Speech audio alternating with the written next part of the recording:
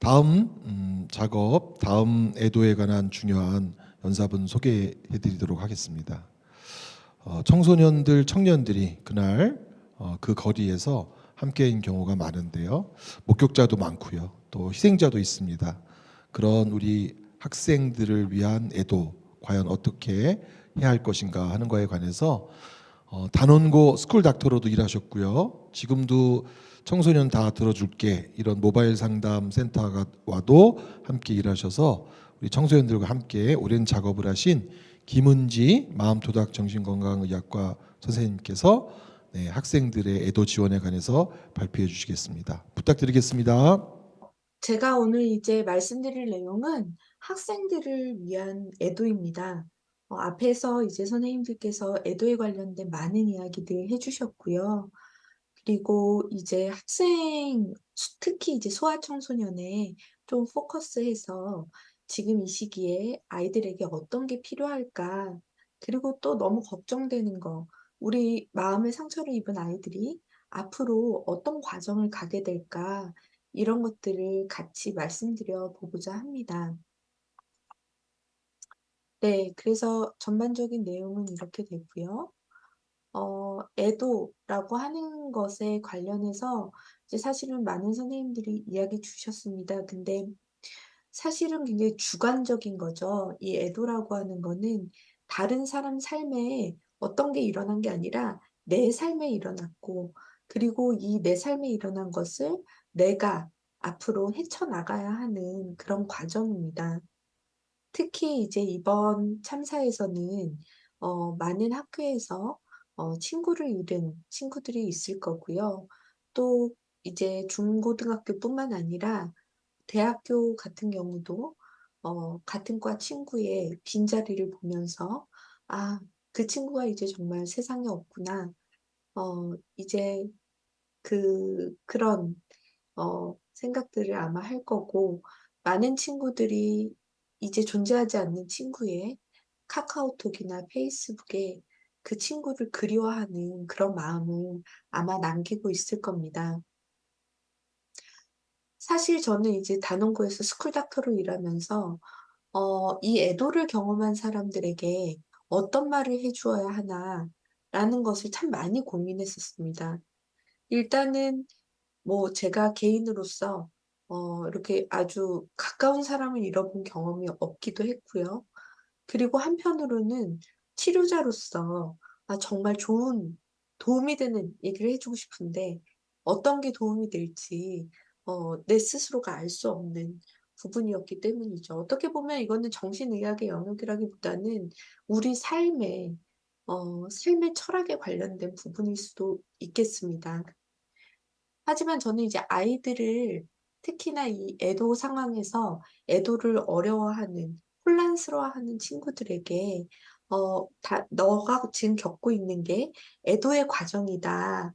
그리고 이 애도라고 하는 거는 앞뒤가 다르죠. 처음에 시작할 때는 그 친구가 내 곁에 있었지만 그 애도라는 과정이 끝나면 그 친구는 더 이상 내 곁에 있지 않은, 그래서 그 친구가 없다라는 것으로 인해 세상이 바뀌어 버린 이제 그런 과정이다라고 설명을 합니다.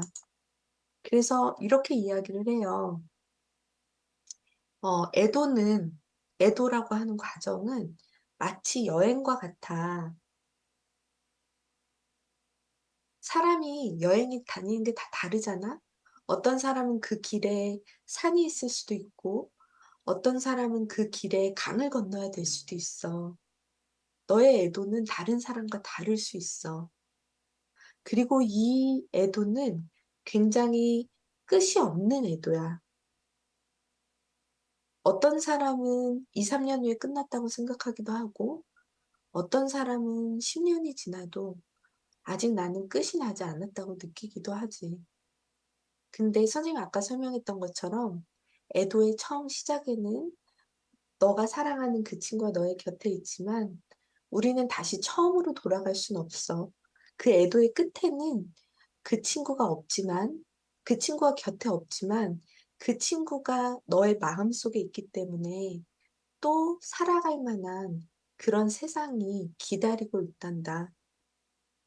이렇게 아이들한테 설명을 해 줍니다. 그리고 아이들한테 "너의 애도는 지금 얼마나 갔니? 시작이 0 이고 끝이 100 이라면 너는 지금 어디쯤 간 것 같아?" 라고 질문을 해요. 그러면 참 이렇게 질문이 굉장히 모호한데 많은 친구들이 찰떡같이 대답을 합니다. "아 선생님 저는 지금 50 정도 온 것 같아요." "아 선생님 저는 지난달은 70 이었는데 이번 달엔 90 이에요." 이렇게 아이들은 이런 굉장히 추상적인 설명이지만 이런 삶의 내 애도의 과정을 이제 스스로 내가 어디쯤인지 알아채는 그런 도움을 받기도 합니다. 어른들이 가장 걱정하는 것 중에 하나는 아이들이 이 참사를, 이 죽음을 어디까지 이해할 수 있나? 또 어디까지 알려줘야 하나? 이런 것들을 많이 고민을 하십니다. 그런 걸 해결하기 위해서 사실 우리는 이제 아이들의 발달 과정을 알아야 하죠. 그래서 제가 간단하게 이제 좀 설명을 드리면요. 사실 7세 이전에는 이제 사망이라고 하는 것을 받아들이기 어렵습니다. 이제 불가역적이라는 걸 받아들이기 어려운 거죠. 하지만 11 세가 지나고 나면은 어느 정도 '아 성인들이 생각하는 것처럼 이게 돌이킬 수 없구나.' 하는 걸 알게 돼요. 많은 분들이 질문을 줍니다. "소아청소년은 어른과 애도가 다르지 않나요? 아이들이 애도를 겪고 있다는 걸 어떻게 아나요?" 대부분은 유아, 특히 2 에서 4세 가량의 아이들은 폐행, 식사나 수면의 변화, 이 친구들 아직 말로 표현을 못 하니까 어떤 이런 그 생체의 리듬의 변화나 아니면은 이제 애착, 불안해서 엄마한테 이렇게 들러붙는 그런 애착들로 알게 됩니다. 그래서 한 7 세까지는 비슷한 이런 공격성, 퇴행, 애착 반응 이런 것들로 아이들이 '아 애도의 어려움을 겪고 있구나.' 하는 걸 알게 되고요. 이제 우리가 관심이 있는 그런 초등학생들은 어떻게 이렇게 반응을 하나. 아마 이제 그때도 세월호 참사 때도 우리가 형제 자매들을 많이 봤었는데요.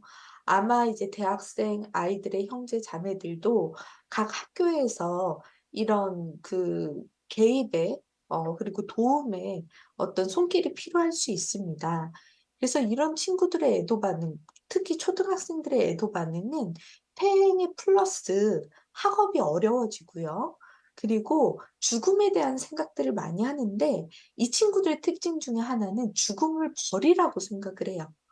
그래서 '아 내가 형아를 미워해서 형아가 그렇게 됐어요.' 내지는 '내가 누나 말을 안 들어서 누나가 그렇게 됐어요.' 이런 식으로 생각을 할 수 있습니다. 중고생이 되면은요. 어른과 비슷하게 생각은 할 수 있어요. 이제 우리가 중고생들의 특징이 어른들이랑 생각하는 건 비슷하지만 행동 조절은 그만큼을 못 따라가는 거죠.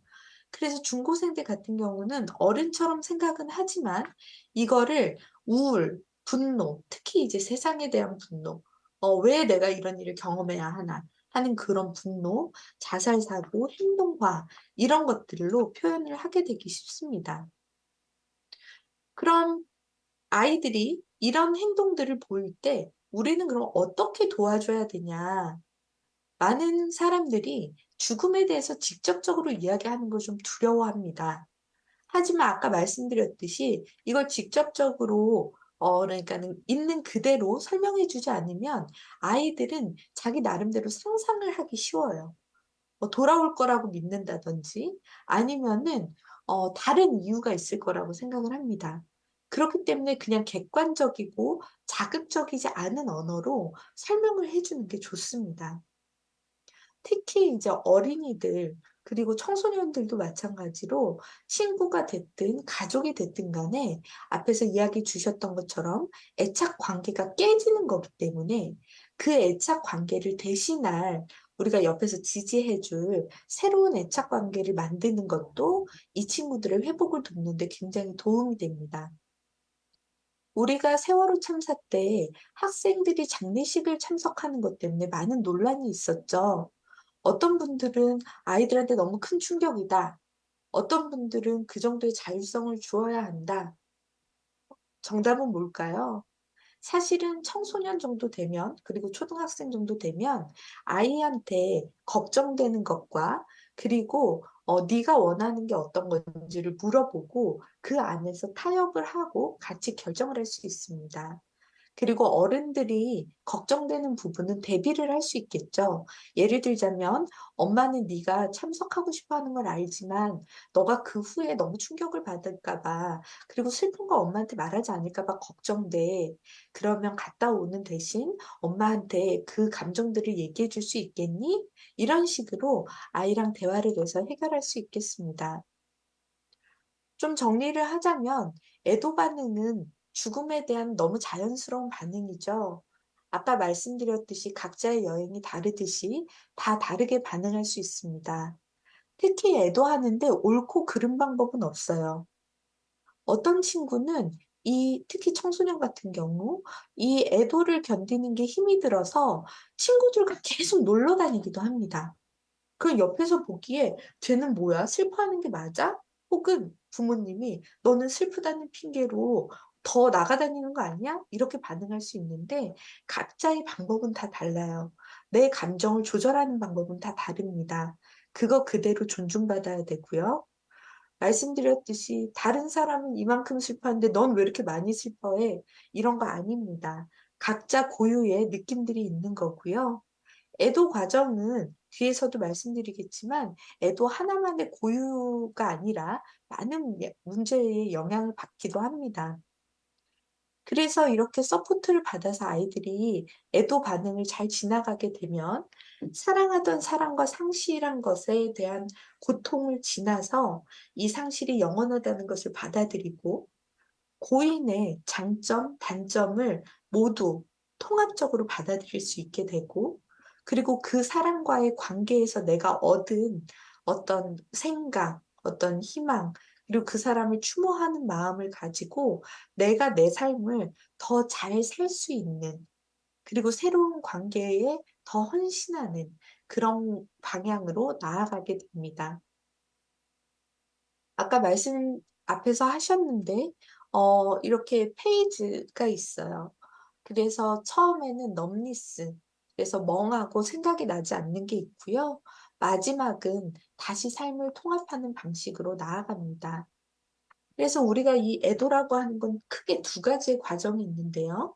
하나는 내가 그 사람을 상실했기 때문에 겪는 고통이 점점점 줄어드는 과정과, 하나는 그 사람을 상실한 이 세상에서 다시 적응하고 새로운 사람들과 애착을 만들어가는 그런 과정이 지나갑니다. 그래서 이건 제가 그린 거여서 좀 그런데 이 적응이 점점 늘어나고 고통이 점점 줄어드는 이런 과정으로 애도가 진행이 되는 거죠. 하지만 요번에 이 이태원 참사, 세월호 참사도 마찬가지지만 거기에 하나가 더 있습니다. 그게 뭐냐? 트라우마입니다.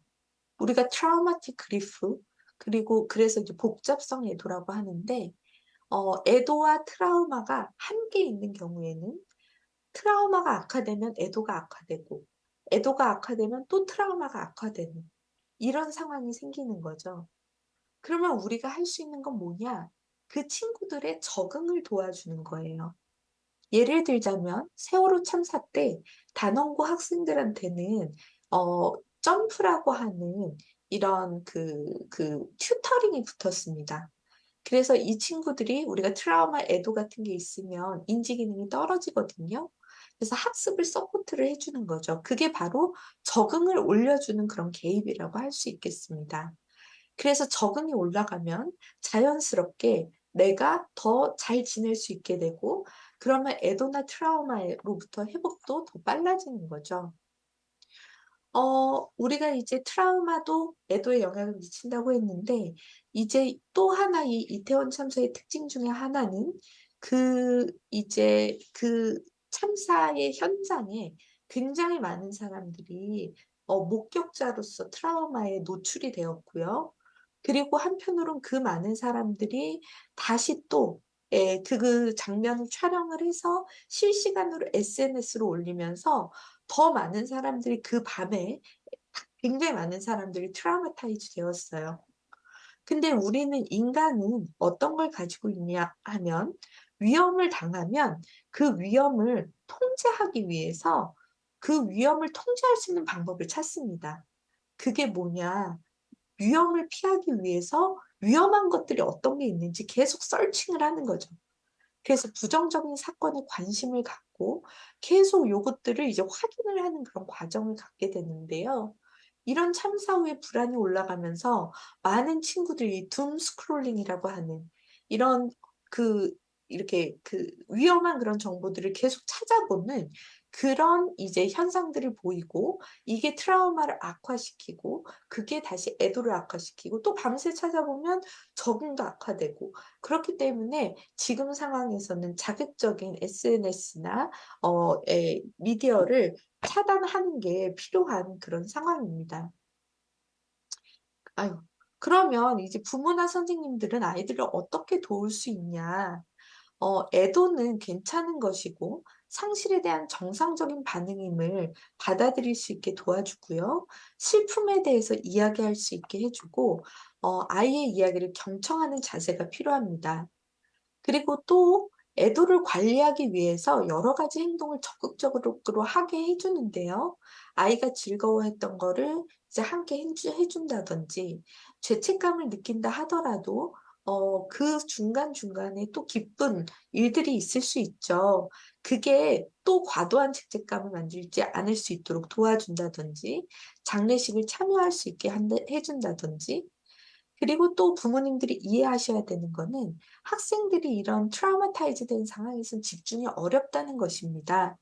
그래서 그 부분을 이해하시고 아이들이 이제 학업에 어려움을 겪는다 하더라도 너무 좌절하지 않을 수 있도록 도와주시는 게 필요하고요.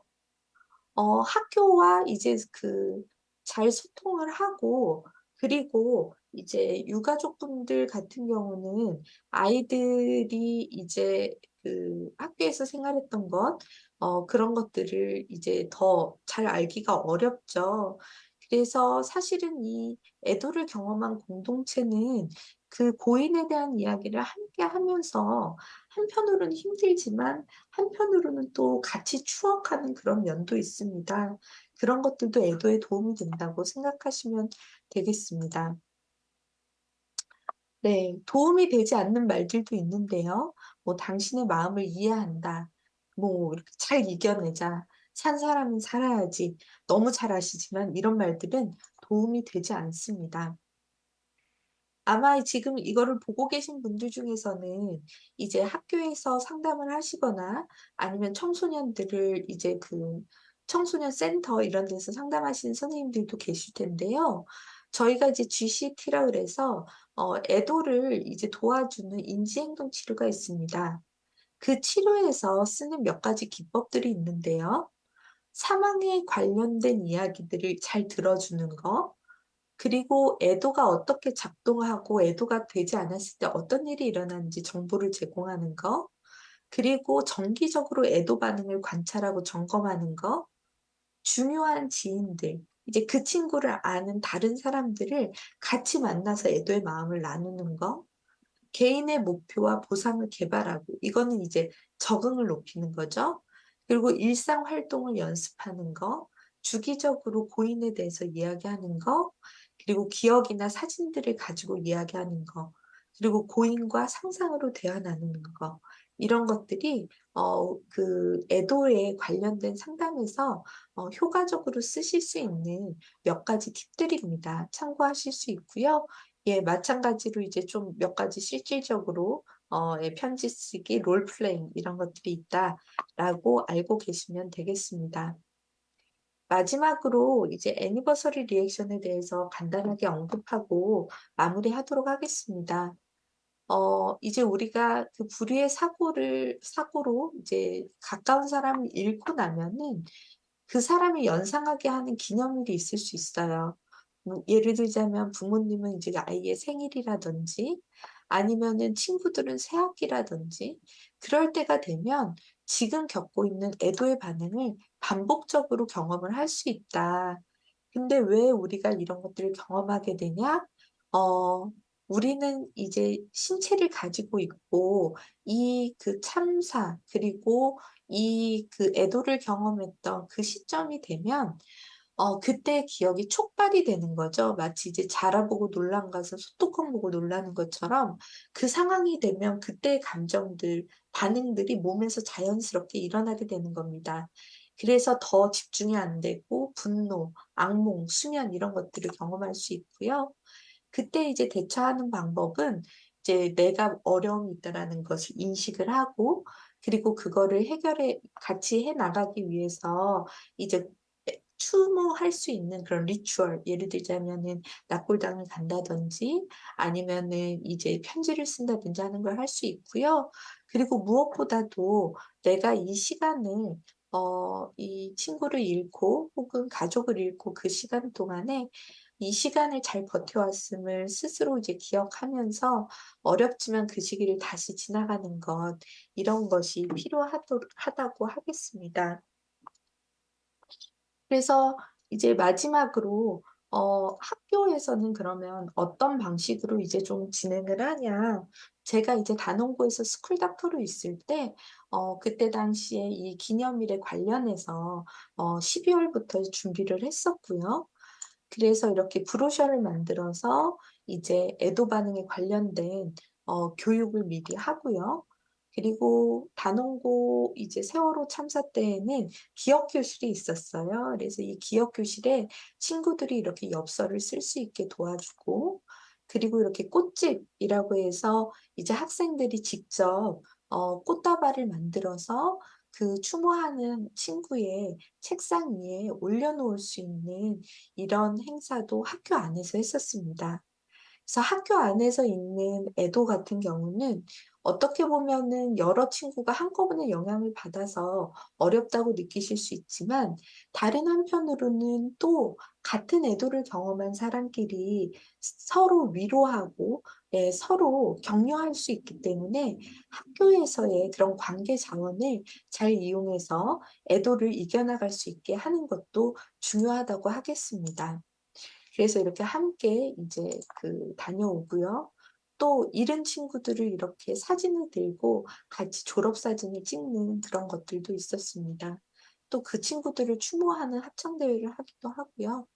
그래서 학교라고 하는 공간이 이제 애도를 위해서 아이들이 성장하고 그리고 트라우마를 극복하는 그런 과정이 될 수 있도록 또 같이 노력하는 것도 필요하겠습니다. 네. 저는 여기까지 준비했습니다. 네, 김은지 선생님 감사드립니다. 우리 부모님들이 할 수 있는 역할부터 학교 애도까지 모두 말씀드렸는데요. 어, 우리 선생님 강의 자료 받을 수 있는지 그런 채팅 창에 질문이 하나 있고요. 또 한 분은 학교 선생님이신데 학교에서의 애도를 할 때 어떤 애도 공간을 마련해서 지금 하고 있는데 애도 추모의 기간을 어느 정도로 하는 게 적절한지에 대한 질문이 있어서요. 혹시 학교 선생님 대상으로 이야기를 해주신다면 마지막으로 한 말씀 부탁드리겠습니다. 음. 네. 저는 만약에 이제 선생님이 굉장히 신경을 많이 쓰셔서 학교에 이제 교실에 아마도 애도 공간을 만드셨을 것 같은데요. 그 애도 공간을 언제까지 유지할지는 친구들하고 같이 얘기해 보면 좋을 것 같아요. 제가 단원고에 스쿨 닥터로 이제 있을 때 반에서 아이들이 이제 회의를 했어요. '어떻게 하면 선배들을 우리가 추모하고 마음에 오래 남겨 놓을 수 있을까?'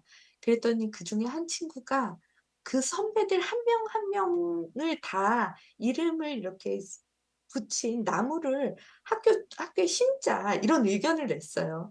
네 정말 기특한 의견이죠. 근데 이제 본인들끼리 "야 그러면은 운동장 없어서 체육은 어디서 해?" 막 이렇게 얘기를 했거든요.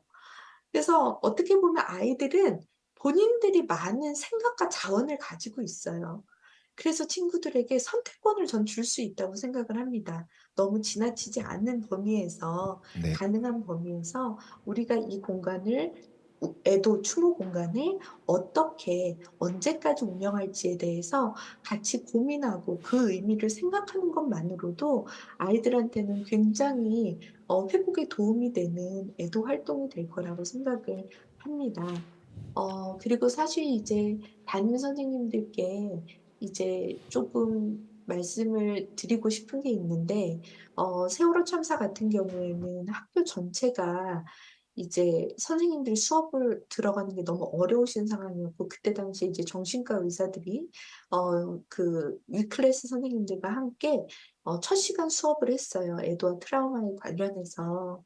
근데 그럼에도 불구하고 이후에 학교에 응구차가 들어오거나, 그리고 유가족분들이 학교에서 이제 통곡을 하시거나 하는 일이 생기시면 교단에 있는 선생님들도 수업을 하시다가 눈물을 흘리셨습니다.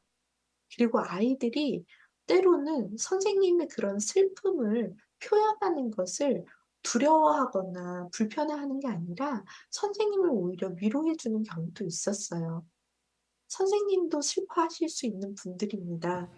네. 아이들이 슬퍼할 권리가 있는 것처럼 선생님들도 슬퍼하실 권리가 있고 함께 아파하실 권리가 있습니다. 네. 그래서 저는 선생님들께서 너무 이 상황을 잘 극복하고 '내가 굳건해야 돼.'라고 스스로한테 프레셔를 주시는 것보다는 아이들과 자연스럽게 애도의 마음을 나누시고, 그리고 아이들이 갖고 있는 회복력과 성장을 믿으시면 이 과정이 뭐 순탄하진 않지만 그래도 함께 더 성장하는 과정이 될 수 있지 않을까, 그렇게 생각합니다. 네, 고맙습니다. 그 사이에 마지막으로 아동 청소년 친구들과 함께 이겨낼 수 있는 좋은 방법 주셔서 감사하다는 말과 함께 아동 청소년 정신건강복지센터에서 근무하시는 선생님께서 청소년들이 먼저 이 주제에 관해서 얘기하지 않을 때, 워낙 사회적으로 이게 유명한 사건이니까 혹시 얘기를 하는 게 나은지, 아니면 아동 청소년들은 이 주제를 얘기하지 않을 때 지나가는 게 나은지, 아마 세션을 하시는 어떤 친구들을 만나는 그런 선생님 입장에서 다루어지지 않는 주제인데 어떻게 하는 게 좋을지를 여쭤보셨는데, 짧게 선생님이 좀 팁을 주시면 좋겠고요. 네, 부탁드리겠습니다. 네. 저는 그 정신건강 서비스를 이용하는 모든 분들한테 체크가 되는 게 맞다고 생각을 합니다. 왜냐하면 본인이 잘 모를 수 있거든요. 내가 그거에 영향을 받고 있다는 것 자체를 모를 수 있기 때문에. 다만 아이들한테 너무 막 "너 이것 때문에 힘들지?" 이렇게 얘기하면 반발이 있을 수 있어요. 그래서 어떤 친구는 이 일 이후로 뭐 잠을 못 자기도 하는데 "혹시 너도 그런 게 있니?" 이런 정도로 가볍게 체크하시면 아이들이 편안하게 대답할 수 있을 것 같습니다. 네, 고맙습니다.